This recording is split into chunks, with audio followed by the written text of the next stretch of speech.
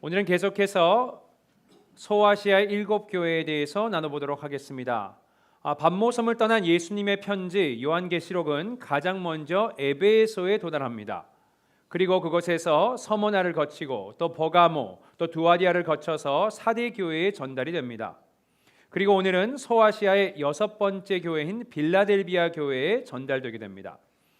자, 오늘 먼저 빌라델비아에 대한 설명을 드리고 배경 설명을 드리고 설교를 시작하도록 하겠습니다. 빌라델비아는 어떤 도시인가? 기원전 189년경에 이 편지가 쓰여졌을 때 당시로부터 한 300년 정도 전에 퍼가문의 왕이었던 유메세스 2세가 건설한 도시입니다. 자, 유메세스 2세가 이 도시를 건설하고 그의 형제였던 아탈루스 2세에게 헌정했습니다. 굉장히 그들의 사이가 각별했던 것 같아요. 그래서 거기서 도시의 이름인 빌라델비아라는 이름이 나온 겁니다. 빌라델비아, 형제의 사랑이라는 뜻입니다. 그리고 이 빌라델비아 도시가요, 위치가 굉장히 좋았습니다. 소아시아 내륙과 또 해안을 연결하는 그 가운데 있었습니다. 그래서 이 도시는 다른 도시에 비해서 빠른 속도로 중요한 대도시가 될 수 있었던 겁니다. 이게 저희가 알고 있는 빌라델비아 도시의 배경입니다. 이게 왜 중요한지는 나중에 이 메시지를 잘 살펴보시면 우리가 알 수 있을 겁니다. 자, 그렇다면 예수님께서는 빌라델비아 교인들에게 주시는 메시지는 무엇입니까? 지난주에도 언급했지만 요한계시록에 나와 있는 소아시아 7교회 중에서 책망을 받지 않고 칭찬만을 받은 교회가 딱 두 군데 있다고 말씀드렸는데 그 중에 한 군데가 바로 오늘 본문에 등장하는 빌라델비아 교회입니다. 그러니까 지난주 설교, 지난주 말씀과는 정반대로 사대 교회와는 정반대로 긍정적인 메시지를 기대해 볼 수 있는 겁니다. 자, 그럼 어떻게 시작합니까? 이 메시지는 다른 교회와 마찬가지로 예수님의 소개로 시작합니다. 자, 이런 소개입니다. 7절 보시면 빌라델비아 교회의 사자에게 편지하라. 거룩하고 진실하사. 예수님께서는 당신을 거룩하고 진실된 자 이렇게 소개하셨습니다. 이게 우리가 어떻게 보면 그냥 쉽게 지나갈 수 있는 말이지만 이 말씀을 잘 살펴보시면 이 소개는 굉장히 도발적이고 대담한 담대한 소개입니다. 자, 이런 말씀을 드리는 이유가 예수님의 지금 이 소개에 숨겨져 있는 의미가 있기 때문에 그렇습니다. 한국 성경을 보면 제대로 이해하기가 어렵지만 이것을 원어인 헬라어로 보시면요, 그것이 더 잘 드러나 있습니다. 다행히 영어로는 조금 더 잘 번역이 된 것 같습니다. 영어로는 이렇게 번역합니다. The Holy One, the True One 이랬습니다. The Holy One, 이렇게 거룩하다 이 단어 앞에 뭐가 붙습니까? 관사가 붙는데 그것이 A가 아니고 바로 the입니다. 그리고 이것은 마찬가지로 the true one, 진실하다 이 앞에도 the라는 단어가 붙습니다. 자, 이것이 도대체 왜 중요한가 했을 때 이 the라는 표현이요, 예수님의 유일성을 나타내 주기 때문에 그렇습니다. 다시 말해서 앞에 the를 붙이면서 the holy one, 당신은 유일한 거룩한 분이시고 the true one, 예수님은 유일하게 진실된 분이시다 이렇게 당신을 소개하고 계신다는 겁니다. 자, 예수님께서 유일하게 진실되시고 거룩하시면 이것이 내포하고 있는 의미가 어떻게 됩니까?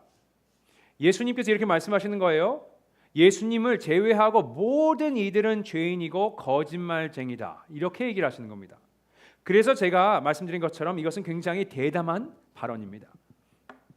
그리고 이런 소개를 하실 수 있는 분 딱 한 분밖에 안 계십니다. 자, 그분이 누군가요? 자, 사도 바울의 답변이 이렇습니다. 로마서 3장 10절에서 12절 말씀 한번 보도록 하겠습니다. 읽겠습니다. 시작. 기록된 바 의인은 없나니 하나도 없으며 깨닫는 자도 없고 하나님을 찾는 자도 없고 다 치우쳐 함께 무익하게 되고 선을 행하는 자는 없나니 하나도 없도다. 자, 의인은 하나도 없다고 해야 하였고 3장 4절에는 그럴 수 없느니라 사람은 다 거짓되되 오직 하나님은 참되시다 했습니다. 자, 그렇다면 자신이 거룩하고 진실되다, 유일하다라고 소개할 수 있는 분은 누구시죠? 하나님이십니다. 하나님 말고는 없다 이겁니다. 자, 그렇다면 예수님께서는 이것을 통해서 뭘 말씀하십니까? 본인이 하나님이시라는 겁니다. 이게 예수님의 소개입니다. 그리고 예수님께서는 하나님이시기에 오직 하나님만이 하실 수 있는 일을 하십니다. 자, 그것이 뭐냐고요? 7절 계속 읽어보시면 이렇게 나옵니다. 다윗의 열쇠를 가지시니 곧 열면 닫을 사람이 없고 닫으면 열 사람이 없는 그가 이르시되 했습니다. 예수님께서 뭘 가지고 계신다고요? 열쇠를 갖고 계신답니다. 자, 이게 무슨 의미냐? 좀 단순하게 생각해 볼까요? 여러분, 열쇠가 뭡니까? 열쇠의 역할이 어떻게 되죠? 열쇠는요, 무언가를 잠그거나 여는 데 사용됩니다. 그리고 그렇게 하는 이유는 입장을 통제하기 위해서입니다. 여러분, 오늘 집을 떠나오실 때, 교회에 오실 때 어떻게 하셨습니까? 대문을 잠그셨죠, 열쇠로. 그죠? 안 잠갔구나 하시는 분이 좀 계실 것 같은데, 많은 분들은 잠그고 오셨을 거예요. 거기에 내포되는 의미가 어떻게 되죠? 우리 집에는 아무나 못 들어가. 그죠? 그것을 말씀하고 계시는 겁니다. 그럼 여러분의 집에 누가 들어올지, 누가 들어오지 못할지는 누가 결정합니까? 여러분, 열쇠를 가지고 계신 여러분이 결정하시는 겁니다. 그게 권세예요. 여러분이 집 주인이기 때문에 가능한 겁니다. 차도 마찬가지입니다. 여기서 파킹을 하시고 여러분께서 잠그고 이곳에 들어오셨을 거예요. 무슨 의미입니까? 아무나 내 차를 타지 못한다는 겁니다. 키를 가지고 있는 내가 유일하게 누가 내 차에 탈지 결정할 수 있다, 이런 이야기입니다. 마찬가지로 예수님께서 열쇠를 가지고 있다고 하시는 것은 그것의 주인이 예수님이시고 그것에 누가 들어갈지 누가 못 들어갈지 그 결정권이 누구에게 있어요? 예수님께 있으시다, 이 말씀을 하시는 겁니다. 그래서 그 부분을 확실하게 하시기 위해서 이렇게 말씀하시는 거예요. 여시면 닫을 사람이 없고 닫으시면 열 사람이 없다. 자, 그럼 예수님께서 말씀하신 이곳은 어떤 곳입니까? 그 장소가 어떻게 되는지는요, 어떤 열쇠를 갖고 있나를 보면 알 수 있습니다. 여러분의 차 키도 있으시고 여러분의 집에 열쇠도 있으실 겁니다. 그것에 따라서 그 장소가 결정되는 겁니다. 자, 그럼 예수님께서는 어떤 열쇠를 가지고 계십니까? 어떤 열쇠죠? 성경에 보니까 다윗의 열쇠라고 했습니다. 도대체 다윗의 열쇠가 무엇인가? 이것을 이해하려면요, 우리가 구약 성경을 찾아봐야 합니다. 왜냐? 예수님의 이 발언이요, 이사야서 말씀을 그대로 인용한 거기 때문에 그렇습니다. 자, 한번 살펴볼까요? 이사야서 22장 22절 말씀 읽겠습니다. 시작. 내가 또 다윗의 집의 열쇠를 그의 어깨에 두리니 그가 열면 닫을 자가 없겠고 닫으면 열 자가 없으리라. 자, 이것에서도 다윗의 열쇠, 다윗의 집의 열쇠에 대해서 언급합니다. 자, 그렇다면 우리가 이 배경을 이해를 해야겠죠. 자, 이 말씀의 배경이 이렇습니다. 하나님께서 엘리야김을 부르셔서 그에게 권력, 권세, 정권을 주십니다. 자, 무슨 권력입니까? 그가 왕궁의 문지기로서 출입을 관리할 수 있는 권한을 주셨습니다. 자세히 말씀드리자면 누가 궁에 들어와서 왕과 대면을 할지 그것을 결정할 수 있는 막대한 권력이 주어졌다 이겁니다. 자, 그러면 예수님께서 왜 갑자기 이사야서 말씀을 나누고 계실까? 인용하실까? 예수님께서 이렇게 말씀하시는 거예요. 엘리야김과 마찬가지로 예수님도 왕이신 하나님이 계시는 그 천국에 누가 들어갈지 누가 들어가지 못할지를 결정하시겠다는 겁니다. 그 권세를 가지고 계시다는 거예요. 그리고 누가 또 어떻게 구원을 받아서 천국에 갈지를 예수님께서 결정하시는 그 권세를 가지고 있다, 이렇게 알리시는 겁니다. 그리고 예수님께서는 오늘 본문에 등장하는 이 다윗의 열쇠 말고도요, 다른 열쇠도 갖고 계신다고 말씀하셨습니다. 자, 어떤 말씀인지 우리 요한계시록 1장 17절부터 18절 말씀 읽어보도록 하겠습니다. 시작. 두려워하지 말라. 나는 처음이요 마지막이니 곧 살아있는 자라. 내가 전에 죽었노라. 볼지어다 이제 세세토록 살아있어 사망과 음부의 열쇠를 가졌노니. 자, 예수님께서 어떤 열쇠를 가지고 계시다고요? 사망과 음부의 열쇠. 자, 종합해 볼까요? 예수님께서는 두 가지 열쇠를 가지고 계신데 첫 번째는 다윗의 열쇠, 천국의 열쇠요, 구원의 열쇠일 것이고, 두 번째 열쇠는 뭡니까? 지옥에 보내는 멸망과 사망의 열쇠인 겁니다. 다시 말해서 누가 구원을 받고 누가 심판을 받을지, 또 어떻게 누가 구원을 받을지를 결정하실 수 있는 권세가 누구에게 있습니까? 예수님에게 있다는 겁니다. 이게 오늘 예수님의 소개입니다. 자, 이런 말을 하면요, 세상 사람들은 좀 불편해합니다. 이 발언에 동의하지 않을 수 있어요. 또 예수님께서 이렇게 말씀하시는 것을 부당하다 이렇게 느낄 수도 있습니다. 하지만 제가 말씀드릴게요. 우리의 생각은 그렇게 중요하지 않습니다. 예수님은요, 우리의 동의가 필요 없으세요. 예수님의 구원 방식이 마음에 안 들 수도 있고 또 이해하지 못할 수도 있습니다. 하지만 상관없어요. 왜요? 우린 그냥 따르면 되는 겁니다. 자, 왜 이런 말씀 드리냐고요? 답은 간단하죠. 예수님께서 이미 소개하셨잖아요. 본인이 거룩하고 또 진실되다고 얘기하셨습니다. 다시 말해서 본인을 하나님으로 소개하셨어요. 하나님이시니까 마음대로 하실 수 있다는 겁니다. 하나님의 나라에서 천국에 어떤 룰과 법을 정하는지는 하나님, 예수님께서 결정하신다는 거예요. 그게 예수님의 권세라는 겁니다. 우리는 거기에 대해서 토를 낼 수 없어요. 그냥 따라야 한다는 겁니다. 사실 이게 뭐 새로운 이야기가 아닙니다. 여러분 한번 생각해 보세요. 여러분이 미국에 살고 계시는데 미국에 사시려면 어떤 법을 따라야 하죠? 미국의 법을 따라야 하는 겁니다. 한국의 법이 아니고요. 미국의 법입니다. 그 법이 마음에 들지 않을 수도 있어요. 아, 이건 별로 중요하지 않아 생각할 수도 있습니다. 하지만 상관없습니다. 왜? 미국에 살려면 미국의 법을 따라야 한다 이겁니다. 자, 예를 하나 들어볼까요? 여러분 운전을 하고 싶으시면 이곳의 교통 법규를 따르셔야 합니다. 여기서 아시는 분이 계시겠지만 롱아일랜드에서요, 우회전을 하려면 신호를 받지 않고 그냥 할 수 있습니다. 그죠? 하지만 뉴욕에서는 신호를 받고 해야 돼요. 처음 들은 얘기처럼 아주 좀 곤란합니다, 여러분. 이러다 사고 나요, 그죠? 예, 우회전을 롱아일랜드에서는 그냥 할 수 있지만 여기서는 그린라이트, 그죠? 초록색 불을 보고선 신호를 받고 가셔야 합니다. 자, 여러분이 롱아일랜드에서 오셔서 퀸즈에 오셨어요. 이거는 불필요해. 짜증나 이러면서 그냥 오른쪽으로 도세요. 우회전을 하십니다. 그럼 될까요? 안 될까요? 찔리시는 분이 몇 분 계시는 것 같은데, 네, 그러면 안 됩니다. 왜요? 법이 달라요. 뉴욕에 오셨으면, 퀸즈에 오셨으면 이곳의 법을 따르셔야 하는 겁니다. 여러분이 그것에 동의하시던, 그게 마음에 드시던 상관없다 이런 얘기입니다. 또 운전하시면서 이런 생각 들지 않으세요? 속도 제한이 너무 낮다. 그렇게 생각하시면 손 한번 들어보세요. 저밖에 없습니까? 몇 분밖에 안 계세요. 죄송합니다. 제가 좀 속도 제한이 너무 낮다고 저는 생각합니다. 하지만 제 생각은 중요하지 않아요. 법대로 거기서 시키는 대로 하면 된다 이겁니다. 교통법을 따라야 한다는 겁니다. 이게 너무 당연해요. 자, 마찬가지로 이것을 적용한다면 하나님의 나라 천국에 누가 들어갈지 어떻게 들어갈지는 여러분이 동의하든지 좋든지 싫든지 중요하지 않다는 겁니다.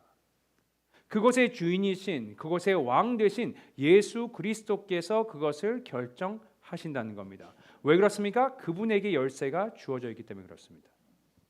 그래서 뭐라고 하십니까? 오직 문지기이신 예수 그리스도를 통해서만이 천국에 들어갈 수 있다 말씀하십니다. 그래서 성경은 그것을 요약해서 이렇게 말씀해 주시는 거예요. 잘 아는 말씀이죠. 요한복음 14장 6절 말씀 읽겠습니다. 시작. 예수께서 이르시되 내가 곧 길이요 진리요 생명이니 나로 말미암지 않고는 아버지께로 올 자가 없느니라. 예수님께서 문지기시고 예수님을 통과하지 않고는 절대로 아버지가 계신 곳 어디죠? 천국 하나님의 나라에 들어갈 수 없다 말씀하시는 겁니다. 사도행전 4장 12절에도 비슷한 말씀이 나옵니다. 읽겠습니다. 시작.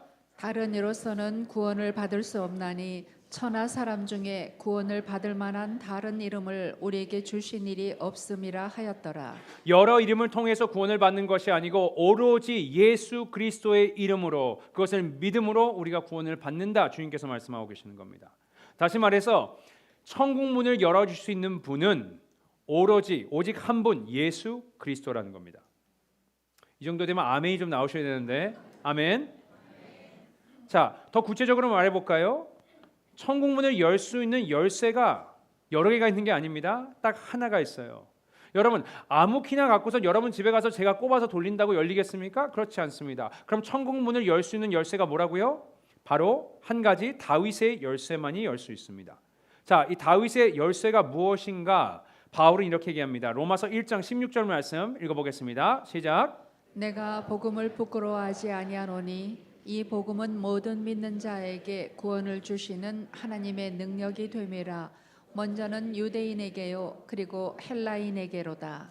자, 다윗의 열쇠, 구원의 열쇠, 그게 뭐라고요? 예수 그리스도의 복음이라는 겁니다.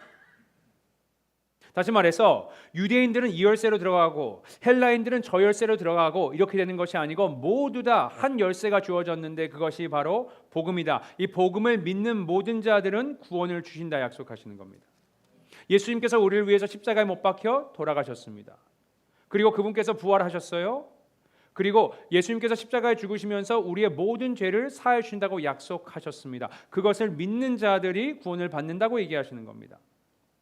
자, 그렇다면 다음 질문이 예수님의 이 복음을 왜 다윗의 열쇠라고 하였을까? 이것 역시도 구약을 살펴봐야 합니다. 사무엘하 7장을 보시면요, 하나님께서 다윗 왕에게 나타나셔서 이렇게 약속하셨습니다. 너의 자녀가 너의 자손 중 한 명이 메시아일 것이고 그가 이 세상을 구원할 것이라고 얘기하셨습니다. 자, 그 다윗의 자손이 누구입니까? 여러분 아까 언급이 됐는데 오늘은 종려주일입니다. 어떤 날이죠? 예수님께서 십자가에 못 박혀 죽으시기 전에 예루살렘으로 입성하신 그런 날입니다. 사람들이 예수님 보고 이렇게 외쳤어요. 마태복음 21장 9절 말씀 보겠습니다. 시작. 앞에서 가고 뒤에서 따르는 무리가 소리 높여 이르되 호산나 다윗의 자손이여 찬송하리로다. 주의 이름으로 오시는 이여 가장 높은 곳에서 호산나 하더라. 자, 예수님을요 다윗의 자손이라고 불렀습니다. 왜 갑자기 예수님을 다윗의 자손이라고 했을까? 그 이유 때문입니다. 다윗의 자손이 메시아일 것이고 그것을 알고 있던 유대인들이요 지금 예수님께 뭐라고 하는 겁니까? 당신은 다윗의 자손이다. 당신은 메시아라고 지금 인정하고 있는 겁니다. 이렇게 다윗의 자손이신 예수 그리스도께서 다윗의 열쇠인 복음을 가지고 천국 문을 여신 겁니다. 이게 예수님의 구원 방법이에요. 자, 그리고 이렇게 설명하신 후에 빌라델비아 교인들에게 정말 기쁜 소식을 하나 전하십니다. 자, 그게 뭔가요? 8절 보시면 이렇게 나와 있습니다. 볼지어다 내가 내 앞에 열린 문을 두었으되 능히 닫을 사람이 없으리라 했습니다. 그들 앞에는 천국 문이 열어져 있다. 구원을 받았다고 기쁜 소식을 전해 주십니다. 자, 그들이 어떻게 구원을 받았습니까? 다시 한번 살펴볼까요? 8절 읽겠습니다. 시작. 볼지어다 내가 내 앞에 열린 문을 두었으되 능히 닫을 사람이 없으리라. 내가 내 행위를 아노니 내가 작은 능력을 가지고서도 내 말을 지키며 내 이름을 배반하지 아니하였도다. 자, 그들이 어떻게 구원을 받았습니까? 두 가지 얘기를 하죠. 내 말을 지켰다 했습니다. 내 말, 예수님의 말, 다시 말해서 복음을 믿고 지켰다는 겁니다. 두 번째는 뭐죠? 내 이름을 배반하지 아니하였다. 내 이름, 예수님의 이름, 다시 말해서 예수님에 대한 믿음을 그들이 지켰다는 겁니다. 이렇게 이들이 구원받는 이유는 간단해요. 예수 그리스도의 복음을 받아들였고 예수를 믿음으로써 또 그 믿음을 포기하지 않고 지켜가면서 그들이 천국에 들어갈 수 있고 구원을 받게 되었다. 이렇게 얘기하고 계시는 겁니다. 그리고 천국에 들어갔다, 구원을 받았다는 것의 의미, 이들이 상상할 수 있게, 왜? 아직 천국에 들어가지 않았잖아요. 그죠? 그러니까 그들이 상상할 수 있게 어떤 모습일지 예수님께서 친절하게 설명도 해주십니다. 두 가지 비유를 사용하시는데요. 오늘 본문을 보시면 12절에 이렇게 시작합니다. 이기는 자는 내 하나님 성전의 기둥이 되게 하리니 그가 결코 다시 나가지 아니하리라. 자, 그들이 하나님 성전의 기둥이 된다 하셨습니다. 상상해 보세요. 하나님의 성전, 거긴 누가 계시죠? 하나님의 성전이니까 누가 계시죠? 하나님이 계시겠죠. 그죠? 어렵지 않습니다. 자, 그래요. 네, 정말 어렵지 않죠. 그죠? 자, 하나님의 성전에 우리가 그들이 뭐가 된다고요? 기둥이 된다. 여러분, 어떤 건물 보시면 이런 생각이 들 수도 있지 않습니까? 저 기둥이 저기 없으면 좀 깔끔하고 이쁠 텐데, 시야가 탁 트일 텐데, 이런 생각 해보신 적 있죠? 그죠? 자, 그래서 여러분이 그 기둥을 없애시면 어떻게 될까요? 무너지죠. 자, 그렇다면 예수님께서 하나님의 성전에 그들을 기둥으로 세우신다는 건 뭘 의미합니까? 그들을 절대로 무르지 않으신다. 하나님과 영원히 함께 한다는 것을 상징하는 겁니다. 자, 또 천국의 모습이 어떻습니까? 두 번째는 이런 비유가 등장하는데 새 이름을 주셨다 그랬습니다. 이 세 가지 이름이 뭔지 한번 살펴보겠습니다. 12절 계속 읽겠습니다. 시작. 내가 하나님의 이름과 하나님의 성 곧 하늘에서 내 하나님께로부터 내려오는 새 예루살렘의 이름과 나의 새 이름을 그의 위에 기록하리라. 자, 세 가지 이름을 기록한다 하셨습니다. 첫 번째는 누구 이름이죠? 하나님의 이름입니다. 그러니까 그들이 하나님의 이름을 받는다는 거예요. 자, 이게 어떤 의미일까? 어렵게 생각할 필요 없습니다. 저도 제 이름을 누군가에게 준 적이 있습니다. 누구에게 줬을까요? 제 자녀들에게 줬습니다. 그래서 그들의 성이 김씨예요. 왜 김일까요? 제가 김씨입니다. 제 성을 그들에게 준 거예요. 자, 마찬가지로 하나님의 이름을 받았다는 것은 우리가 하나님의 성을 물려받았다는 겁니다. 그럼 우리가 누가 되죠? 하나님의 자녀가 된다는 겁니다. 또 뭐라고 하셨습니까? 하나님의 도시 새 예루살렘의 이름을 주셨다 그랬습니다. 하나님이 어디에 사십니까? 하나님의 주소가 어디예요? 물론 상징적이지만 예루살렘입니다. 왜? 예루살렘에 뭐가 있죠? 성전이 있습니다. 그러니까 하나님의 주소가 예루살렘인 거예요. 그런데 그들이 예루살렘이라는 주소가 그들의 주소가 된 겁니다. 뭘 의미합니까? 하나님과 함께 산다는 걸 의미하는 겁니다. 그리고 마지막 이름은 나의 새 이름을 그 위에 기록하리라. 예수님의 이름입니다. 우리가 예수님과 함께 할 것을 약속하고 계신다는 겁니다. 자, 이렇게 여러 가지 비유를 사용하셨는데 이 비유를 통해서 빌라델비아 교인들에게 예수님께서 무슨 말씀을 하고자 하시는 겁니까? 12절 중간에 보면 잘 요약되어 있습니다. 이렇게 요약되어 있죠. 결코 다시 나가지 아니하리라. 이들이 구원받았다는 것, 천국에 들어온다는 것은요, 금방 왔다 가는 손님이라는 얘기가 아닙니다. 방문자라는 얘기가 아니에요. 누구예요? 영원히 하나님과 함께 살 거주자라는 겁니다. 왜? 가족이니까, 하나님의 자녀이니까 함께하는 겁니다. 저희 아이들이 밖에 나갔다가 오늘도 집으로 돌아올 것이에요. 왜? 저희 가족이니까 우린 함께 삽니다. 이 천국에서 하나님과 영원히 그들이 살게 될 것을 그들이 상상해 보라는 거예요. 이렇게 약속하고 계신다는 겁니다.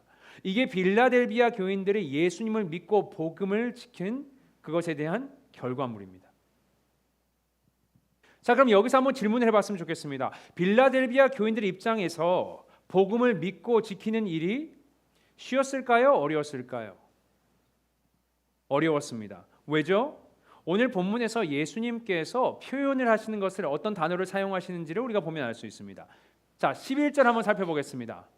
11절 말씀 읽습니다. 시작. 내가 속해 오리니 내가 가진 것을 굳게 잡아 아무도 내 면류관을 빼앗지 못하게 하라.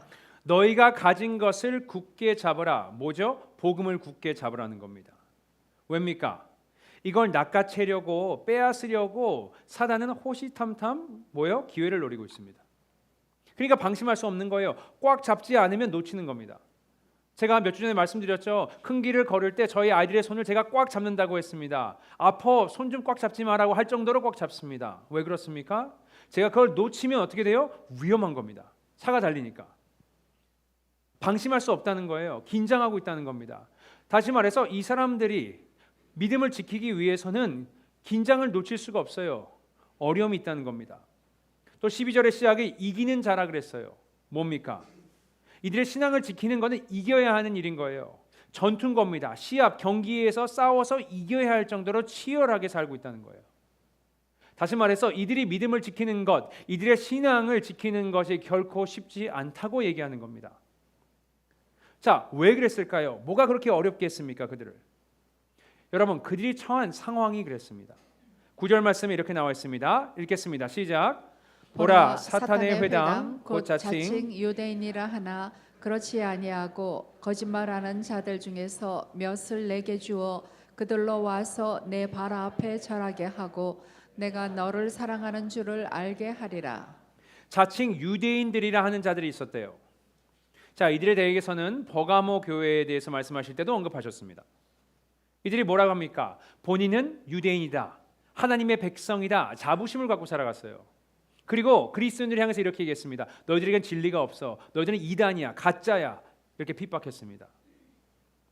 하지만 예수님께서 말씀하시는 거예요. 그들이 옳은 것이 아니고 그리스도인들 너희들이 옳은 것이다. 지금 이들은 진리가 아니고 거짓을 외치고 있다.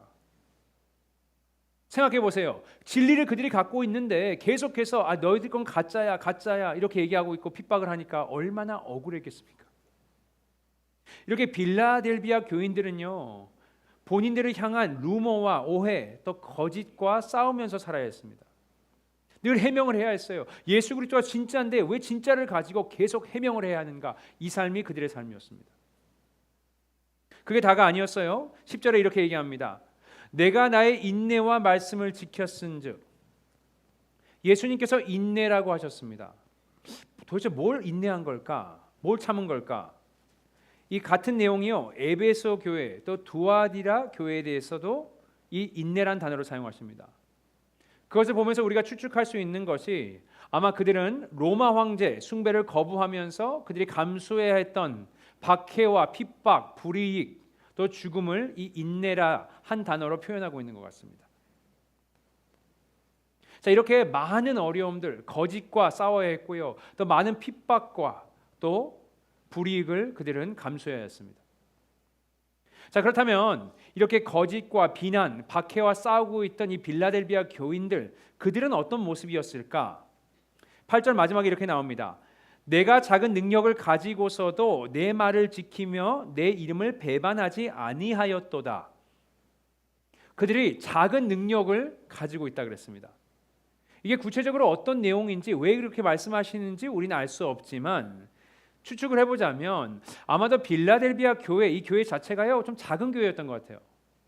그러니까 교인들이 많지 않은 겁니다. 할 수 있는 것이 많지 않아요. 물질적으로 풍족하지 않았던 것 같습니다. 사역적으로도 크게 영향력이 있거나 그들이 나가서 복음을 전하는데 많은 사람들이 예수를 믿는 그런 모습이 아니었던 것 같아요. 이렇게 빌라델비아 교회는요, 빌라델비아 그 도시에 비교해서 정말 존재감도 없고 영향력도 없는 큰 도시의 작은 교회였습니다.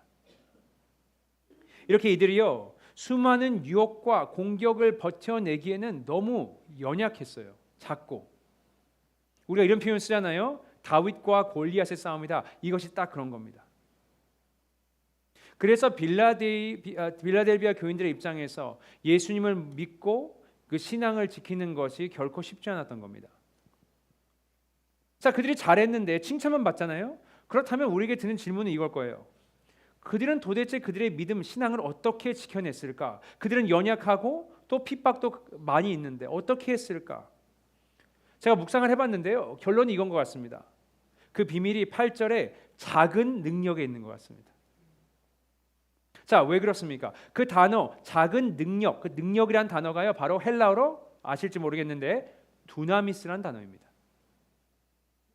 뭐예요? 그들이 붙들고 있는 이 능력은 작아도 영향력이 있어요. 힘이 있는 거예요. 왜? 두나미스는 보통 하나님의 능력을 일컬을 때 사용되거든요.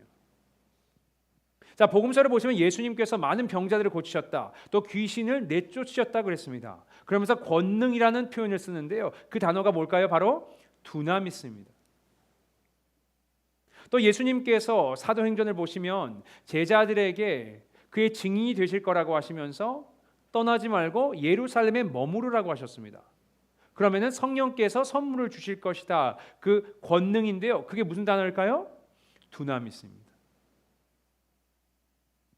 또 서신들을 보면은 바울의 서신들을 보면 바울이 복음을 전하고 기적과 이적을 행할 때 어떤 능력으로 했습니까? 바로 거기도서 두나미스로 했다 그랬습니다. 다시 말해 작은 능력입니다. 하지만 보잘것없는 힘없는 능력이 아니에요. 작지만 힘이 있어요. 왜? 강력합니다. 두나미스, 성령의, 하나님의, 예수님의 능력이기 때문에 그렇습니다. 그래서 그 능력 때문에 그들이 열악한 환경에서도 힘든 상황에서도 믿음을 지키면서 살아갈 수 있었던 겁니다. 여기까지가 예수님께서 빌라델비아 교회에게 전달하신 말씀입니다. 여러분, 이 말씀을 통해서 우리에게 무슨 말씀을 예수님께서 하고자 하시는 것 같습니까? 이런 생각을 해봤어요. 당시 빌라델비아 교인들의 입장과 상황과 우리의 상황이 크게 다르지 않지 않을까? 큰 도시입니다. 뉴욕 같은 큰 도시에서 우리 같은 작은 교인들, 교회가 살아가기가 쉽지 않다는 겁니다. 힘들어요. 여러분, 예수 그리스도를 믿고 그 복음을 지키면서 신앙을 지키면서 여러분의 학교에서 살아가는 것, 여러분 직장에서 살아가는 것, 여러분 가정에서도 살아가는 것이 여러분 결코 쉽지가 않습니다. 다윗과 골리앗의 싸움 같아요. 예수를 부인하는 사람들로 깔려 있습니다. 예수에 대해서 얘기도 못한다 그래요. 얼마 전에 어떤 친구가 저를 찾아와서 예수 그리스도를 전하고 싶은데 전할 수가 없대요. 왜? 금융가에서 일하는데 다 유대인밖에 없답니다. 자기밖에 없대요, 믿는 사람이. 어떻게 이렇게 다른 가치관을 갖고 있는 사람들 사이에서 우리가 살아가면서 예수를 붙들으며 신앙을 지키며 살아갈 수 있을까? 정말 쉽지 않다는 겁니다. 이 세상에서는요, 거짓이 가득합니다. 이 세상에는. 거기서 어떻게 진리를 내가 지키며 살아갈 수 있을까? 정말 힘듭니다.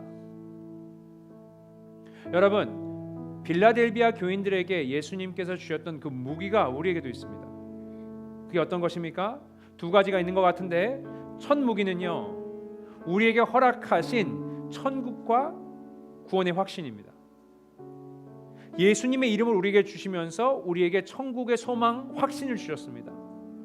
오늘 말씀 보셨잖아요. 예수님께서 고민하셨을 것 같아요. 어떻게 내가 이 귀한 구원을, 천국 삶을 설명할 수 있을까 고민을 하다가, 그래, 너희들이 기둥이야.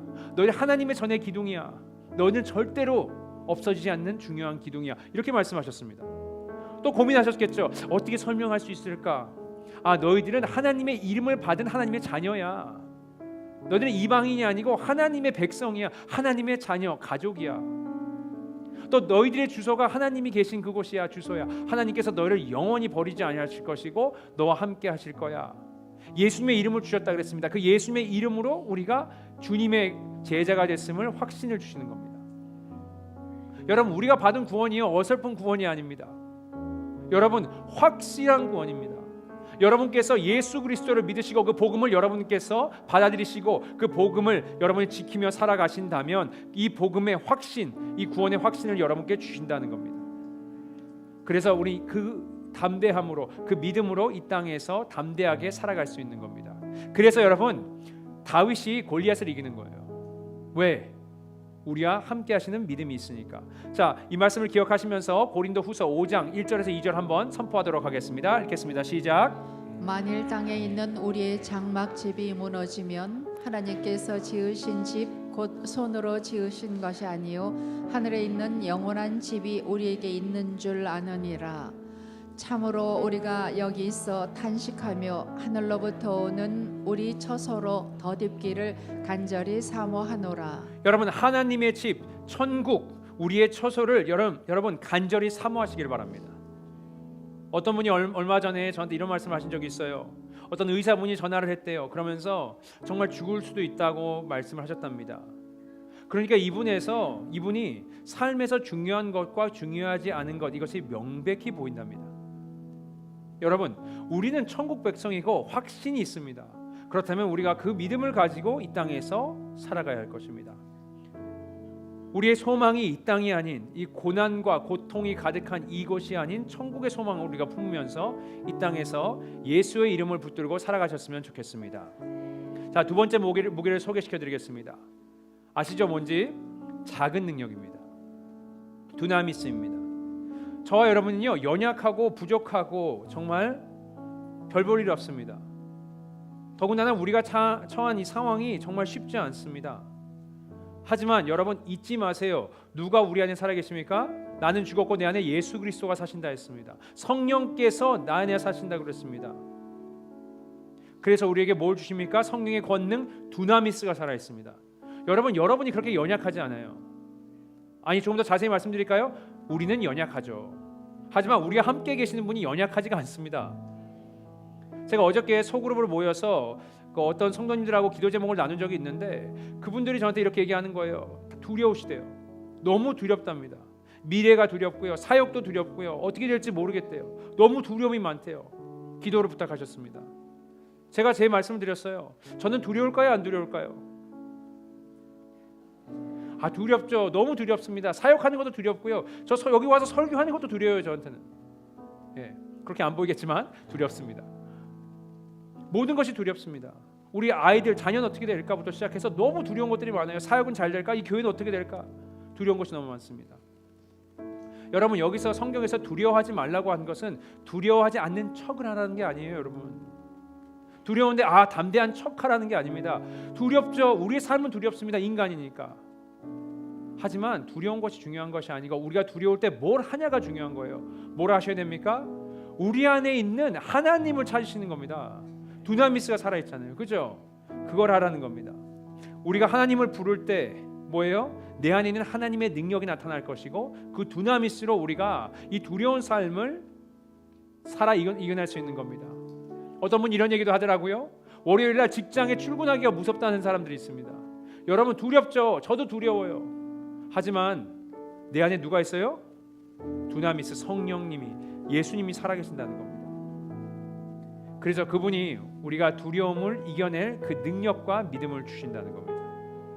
여러분 이렇게 예수님, 천국의 열쇠를 가진 예수님을 우리가 끝까지 믿으면서 신앙을 지켜나가셨으면 좋겠습니다. 뭘로요? 천국의 소망으로. 또 두 번째 뭐예요? 성령의 권능인 두나미스로. 우리가 이 두 가지를 붙드시면서 이 땅에서 담대히 살아가시며 천국의 백성으로 사시기를 예수님의 이름으로 축복드립니다.